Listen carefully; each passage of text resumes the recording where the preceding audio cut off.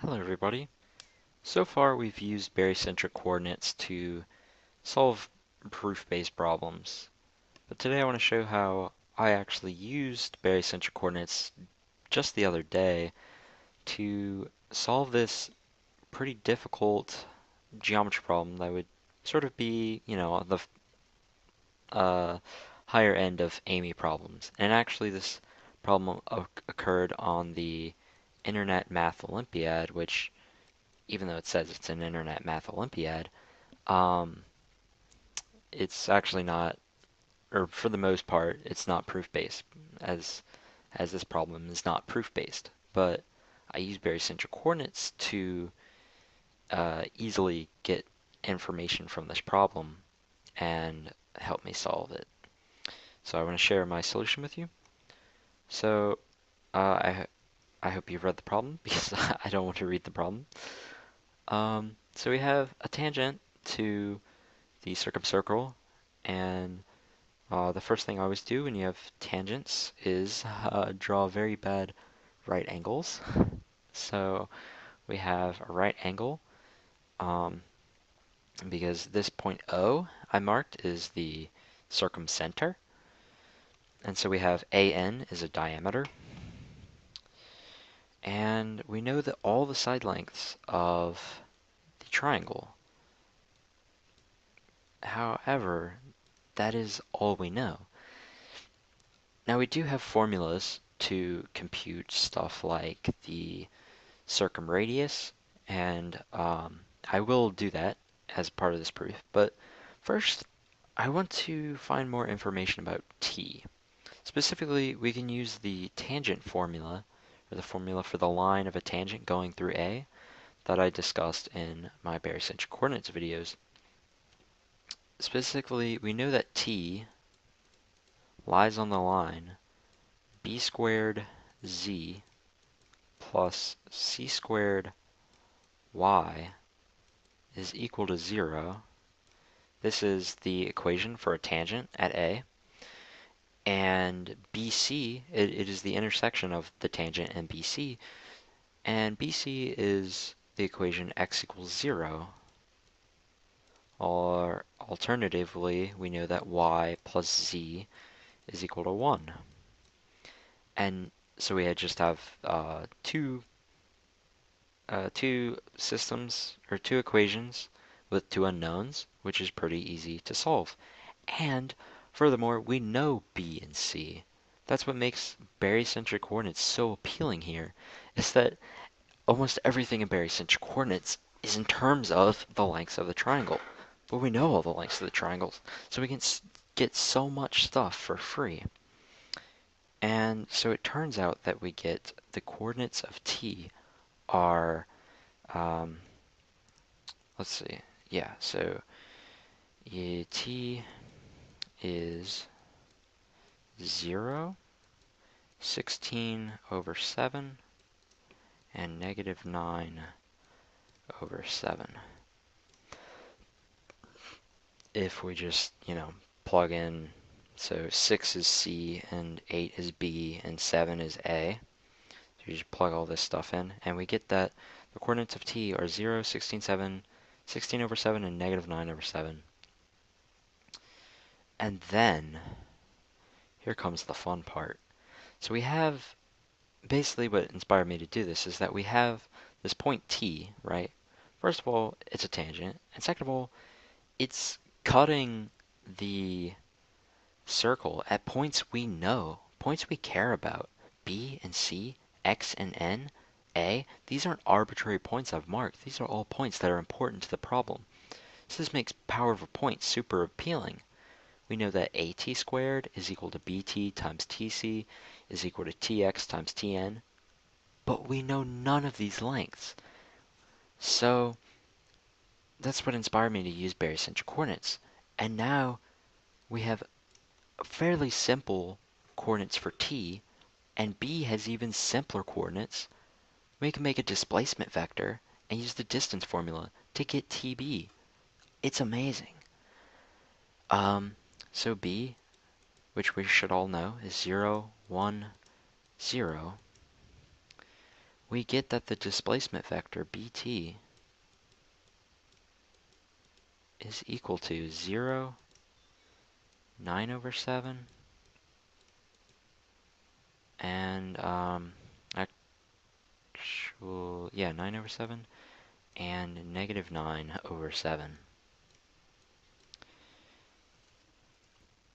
And so we can use the formula for the distance formula of a displacement vector, which is super nice because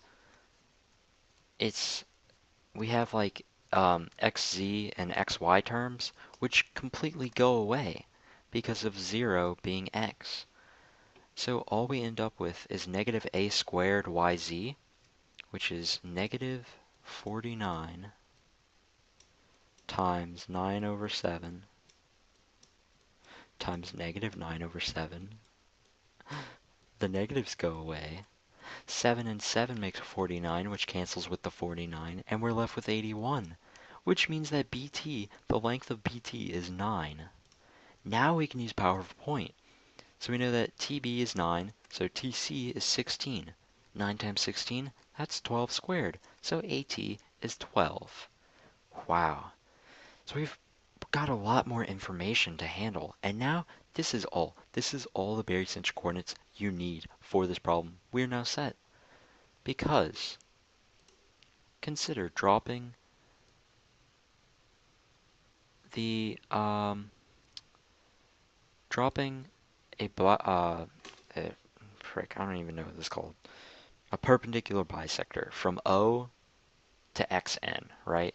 Because we know if we drop a segment from a perpendicular segment from O to a chord, we know that it will also bisect it because we basically just have an isosceles triangle with the radius. Okay, well that's cool. What do we care about that? Well, also notice that O bisects AN, right? Sort of by definition. Okay, but what do we care about that? Now look, we have a homothety centered at N, which is just a fancy word that says AXN and O, I don't have this point marked, N, are similar. And what I'm trying to get at with this is that this angle is equal to this angle, which is equal to a right angle. We have more right triangles. That means this is a right triangle. But TAN is a right triangle. We have an altitude in a right triangle that we drop from the right angle.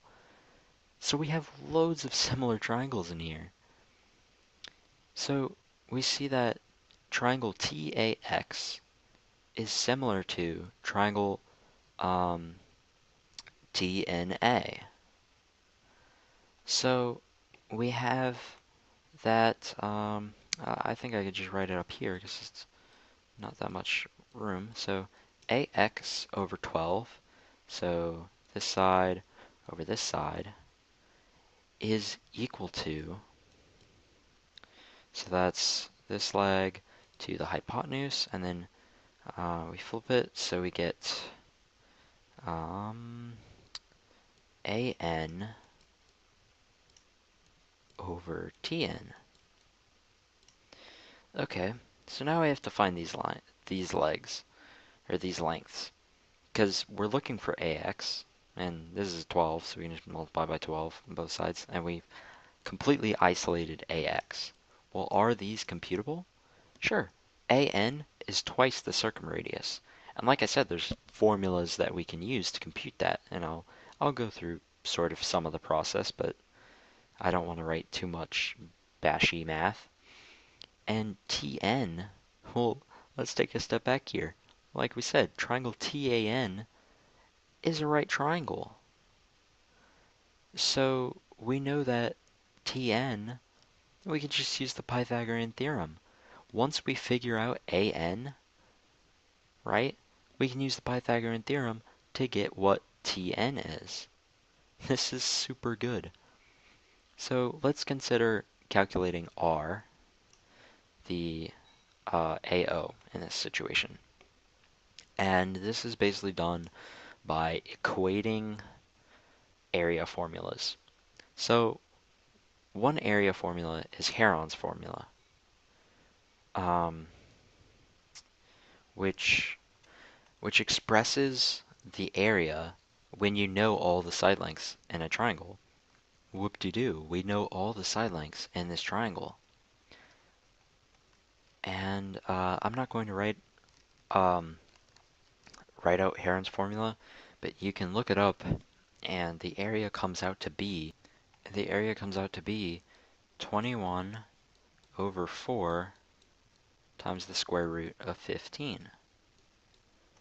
Okay, so we know the area. Now, there's another area formula, which is 1/2 AB sine C. And there's another formula called the extended law of sines, which states that C over the sine of angle C is equal to twice the circumradius. What can we do with this? We can solve for the sine of C is equal to C over 2R. Plug that into here, and we get that, so these are equal, right? But now we can plug in C, sine C is equal to C over 2R, and we get ABC, that was a bad B, ABC over 4R. So, and we know ABC, right? ABC is, well, a reasonably big number. I think it's well no, it's 84 times 4, so the 4's cancel out. So I know after you plug it in, you'll get 84 over R is equal to this mess. But in summary, we get that R is equal to 16 over square root of 15. Okay, back to the problem. So we need to not forget that AN is equal to 2R. So we have 24, remember I multiplied by the 12, so we have 24R over Tn. Now we just have to get Tn, which is 12 squared plus 2R squared, and then take the square root of that. And, so Tn, I don't even feel like writing this, but Tn comes out to equaling 4 times the square root of 199 over 15. So we take that over here, and so 24 and the 4 cancel. So we're left with the 6. R is now 16 over root 15. And then what's left of Tn is root 199 over 15. Well, these over root 15s cancel, and spectacularly, we are left with the final answer of 96 divided by the square root of 199. Whew, that was a journey. And I know there's probably some method without barycentric coordinates that I would probably get if I thought about this problem long enough. But I looked at it and I was like, this looks pretty easy to barycentric bash. And I almost bashed the whole problem, but then once I realized how nice T was and how ugly N was, I was like, can I stop here? And I realized once I had TB, I was like, oh, I'm all in the clear. And then especially this dropping this was very nice and it surprised me, genuinely. So, and I think if you were to drop this, like this is equal to that, and which is half of that.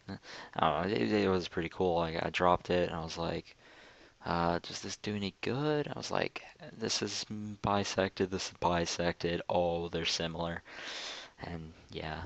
This problem was beautiful in my opinion, and I'll leave a description, or I'll leave a it's NIMO 16. I found it in a randomly generated practice test, but I can leave a link to a list of geometry problems that I found that contains this problem. So yeah, I hope you enjoyed this problem as much as I did, and I encourage you, if you solve this in what I'm sure is the many other ways there are to solve it, please leave it in the comments, and I'm sure someone will have a more elegant solution than this, especially because using barycentric coordinates is not elegant at all, but it is a tool, and we shall use tools to solve problems. So, thank you for watching, and I'll see you in my next videos. Thank you.